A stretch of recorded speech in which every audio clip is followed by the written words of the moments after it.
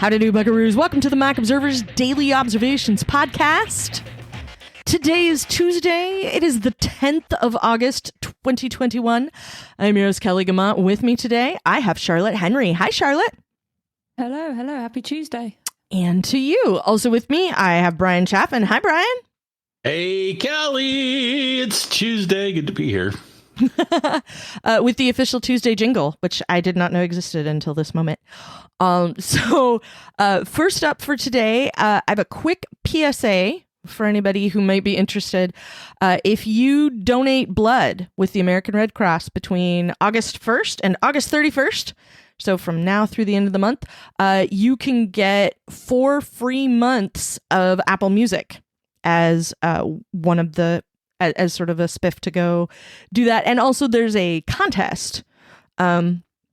If you get in this week, basically, because it only goes through the 15th, you can win a chance to go on a trip and go to Bonnaroo and like comprehensive transportation, everything. They fly you in, fly you out, all that kind of stuff. So the big one here is you can get 4 months free of Apple Music if you just go donate. So always a good idea to do that if you can. So donating blood. Go ahead and do that. Today, another interesting news item that we have is, Brian, you're here to give us an update on a few different options that people have if they want to, I don't know if this is get into cryptocurrency or just sort of improve cryptocurrency holdings or something. So I'm just going to let you talk to us about it. You bet. So Andrew did a piece today about Venmo offering cashback on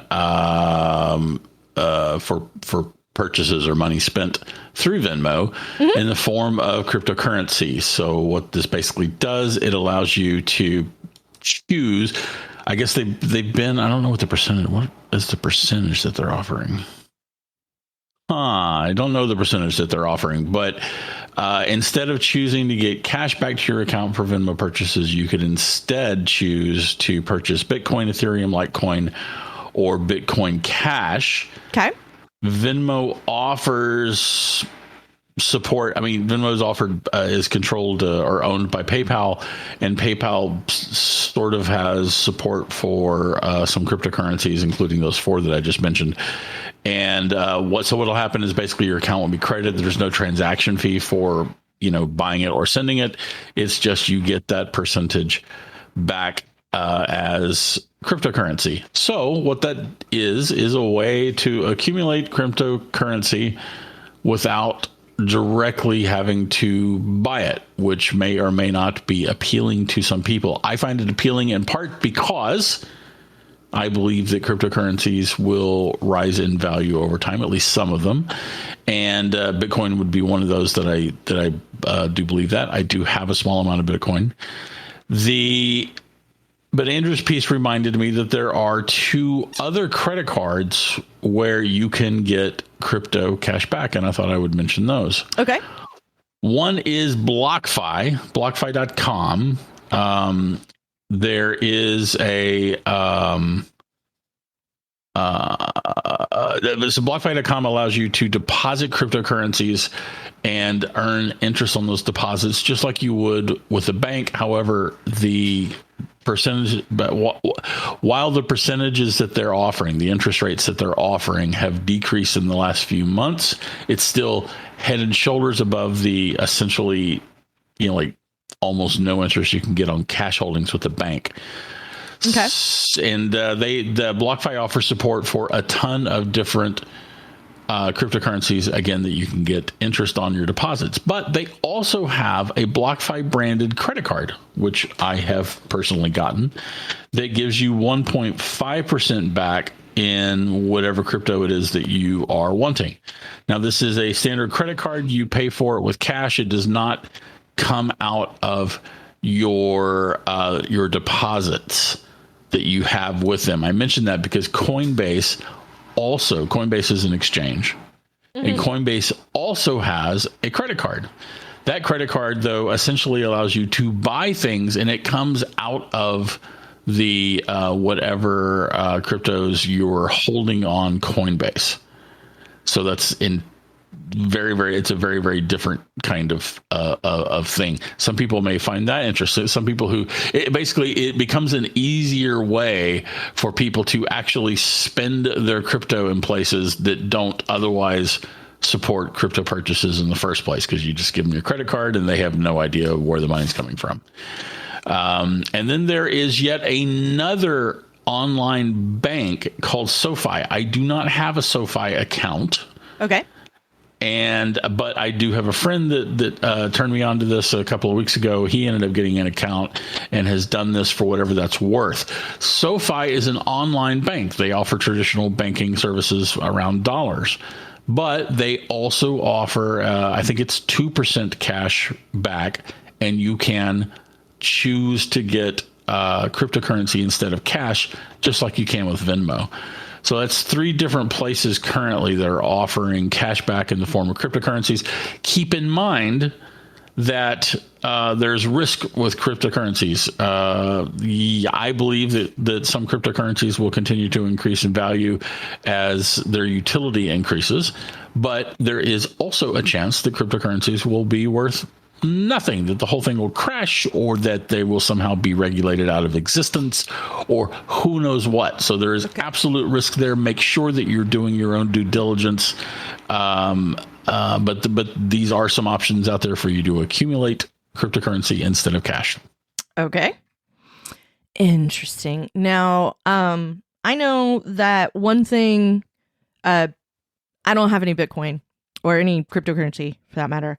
The Cash App has a Bitcoin section in it, and I think the Cash App comes from Square, and I think they have an option in there for you to have to purchase cryptocurrency. I think you have to verify your identity, and then you can choose which. I think there's a couple or a few different kinds of cryptocurrency. I haven't spent a bunch of time in it. I just know that they spent a bunch of time notifying me that it was a thing that I could do. So Dorsey is a huge crypto supporter, and he has been building in support over at Square for cryptocurrency. I, however, don't know. I have not followed closely what he's doing there and what their options are for what that's worth. Okay. When I tap on it in the app, it says buy Bitcoin instantly, and it gives me a big buy button, and I can go buy Bitcoin if I want to. Makes it an exchange. Okay. And then Charlie, you have Cash App there, correct? Yes, when we were discussing these different options off air, I was having a look in the App Store, and it turns out Cash App I don't use any of them. I have to use different services, but Cash App does exist in the UK. It seemed to me when I looked in the App Store here in the UK that Venmo is not available in the UK. Okay. It's kind of interesting because I know it's very popular and regularly used over in the US, but not one that I have access to here. Okay. Interesting. Yeah, a lot of these things are going to differ from country to country. Yeah. Based on local regulations. Sure. My knowledge is definitely coming from a US based stance. Yeah. That's why I was wondering. So if you have more questions about that, you can read up on the website. We'll have links to the specific places Brian mentioned in the show notes. And you can always email us at observations@macobserver.com. You can talk to us at TMO Daily on Twitter or by leaving comments in the show notes. And if you want to find out more about crypto, let us know. And now we want to spend a few minutes, and talk about something that we sort of all know is coming, even though everybody's supposed to act like it's a big secret. And that's the next iPhone. It's a secret. Yeah. It's a secret, Kelly. There's absolutely no reason to believe Apple's going to release a new phone this fall, except, how many previous years. To release a new iPhone this fall. Except that Apple does this every fall. So we have a little bit more than we can presume this based on Apple's previous performance that this is what's going to happen. So Charlotte, you've written up some of this. Yeah, Mark Gurman kind of did a good job over at Bloomberg News of putting together all the various, corroborating a lot of the rumors we'd start to hear. I tend to only get interested in new iPhone rumors around this time of the year because until maybe end of July, early August, I think a lot of people are just kind of putting their kind of fingers in the wind and seeing which way it might be flowing at that moment. But I think we're starting to, learn some things that are pretty solid. So apparently, first of all, the new iPhone, let's call it the iPhone 13, we can discuss that in a minute, is going to have an A15 chip in it, so a bit more horsepower. Then it's going to have, these are the things that I think are interesting. Basically, the whole focus to me seems it will be on upgrading the cameras. Okay. So there's going to be portrait mode for video and the ability to record in a higher quality format that's going to be called ProRes.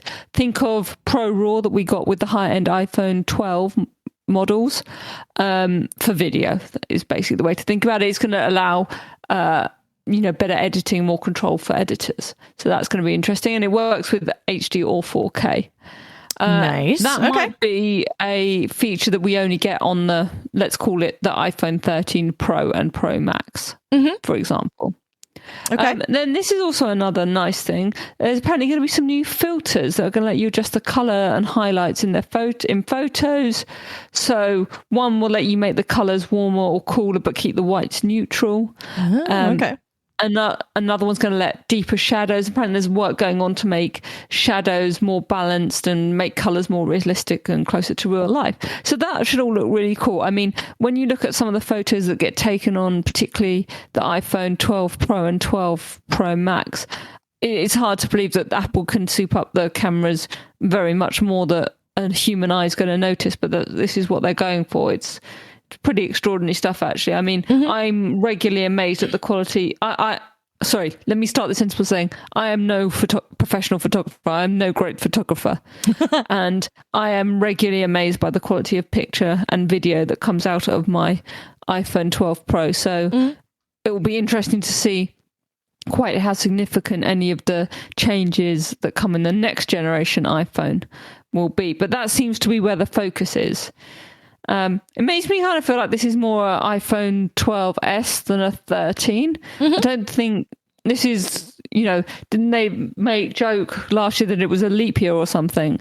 And it feels a bit like this is just a kind of tidying up some loose ends, and there's a few extra features, and you'll get some benefit if you had a 10 or 11, but probably if you're not on one of those kind of annual upgrade plans, like maybe jumping from 12 to 13 is not going to be the thing for you. As I say, it feels to me more like a 12S, just they're probably not going to call it that. Yeah. But we haven't, to jump on that, I think we've dispensed with the S track, which I am it feels like it, doesn't it? Yeah. I'm sort of bummed about that because I liked having the S track. It felt like a clear delineation, right, between like the evolution model, which was the S model, and then the revolution model. So you'd get, 4 was the revolution, 4S was the evolution, and then we sort of had this tick-tock until we got to we got the 7, and then we got the 8 and the 10 at the same time.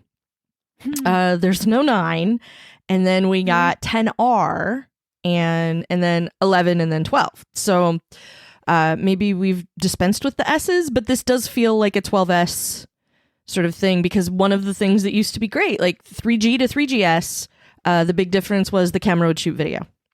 So right, and like the better camera in the 4S and so on and so on. So yeah, and there does seem to be some delineation within, say, the Apple Watch. There's an Apple Watch and an Apple Watch SE track, which looks like Apple is continuing to pursue. I'd be surprised if you don't get an SE2, and there's obviously the iPhone SE2. And maybe they've taken the approach that people who don't want all the new top-end features or don't require them or don't want to pay for, and can't pay for them, have this lower cost alternative, the Apple Watch SE, the iPhone SE, and so on. And maybe that's replacing what you're describing as, the S track. Yeah. I wonder if maybe, and this is just speculation, but I wonder if maybe the Mini will be something that only comes out as a corresponding model for even numbered phones, let's say. So if you have a Mini, like, you're probably kind of budget conscious and you're probably not upgrading every year. So Brian's going to jump in at some point and tell me how deeply incorrect I am about this, but maybe that becomes a thing. So we get like a 12 mini. There won't be one for the 13, but like the 14 might come in a mini model, so that like if you are a person who wants a small phone, that you do have that option, and it is a recent model. So according to the reporting, there are going to be 4 models of the iPhone 13. Oh, okay. Which indicates to me there will be a mini version. Okay. That would be cool. Like mini Max, normal, and Pro. Well, Pro Max, Pro, normal, and mini. Something, yeah, that kind of thing. That sounds like we have for the 12. Yeah. The standard model, the mini model, the Pro, and the Pro Max. So do we know anything, or I guess, have we heard anything about square size? Square sides. No. Square sides and MagSafe are the two things I'm the most interested in finding out about. So. No, apparently the notch is going to be smaller for those of you who care about notches. Okay. I think we're on a small notch vibe. All right. But yeah. As I say, the big focus seems to be on just tweaking and upgrading that camera capability, which seems, as I say, pretty astounding to me. Then having the smaller notch would be an easy way to differentiate a 12 and a 13. So maybe they'll keep the outsides the same. Maybe it'll be different colors or something instead. Which is, I didn't know anything about the colors, actually. That'd be fun to see. Yeah. Again, speculation on my part. Partly because like they keep being different sizes, they keep being different shapes. And honestly, part of what's keeping me from potentially springing for a load of MagSafe accessories is that Apple's going to realize on the 12 that MagSafe was a terrible idea and they're not going to keep it. So that means they're not going to do it anymore. And so that's part of why I haven't gone like whole hog on getting a bunch of MagSafe stuff for my 12 Pro, is because I'm worried that Apple will decide it wasn't a good idea and then they won't do anything with it after this. So my hope is that we get an S-Track sort of thing where like the outsides are the same and the cases will work and all the MagSafe stuff will still work too. Apple doesn't do that. Doesn't start stuff and forget about it. So hold on. I'm sorry. Let me check my notes. Oh, it turns out that they do that all the time. Okay, all right. Okay, I was going to say we'll call it there because apparently I have a drawer full of Forsaken iPad keyboard cases to show Brian. So yeah, hey, let me charge you. Let me show you my discarded chargers. Yes. Yeah. Let me tell you a story about some iPad chargers. Anyway, so that is going to do it for us today. But I don't have to make any snide remarks about iPad keyboard cases, so that's fine. I would like to thank both of you for being here today. Brian, as always, thanks so much for coming by. Yeah, thanks for having me. I appreciate when you come by and answer all the crypto questions for us. And Charlotte, thanks so much for being here with the 13 rumor roundup. Thank you. Yes, well, I think there's going to be a few more of those to come in the next few days and weeks.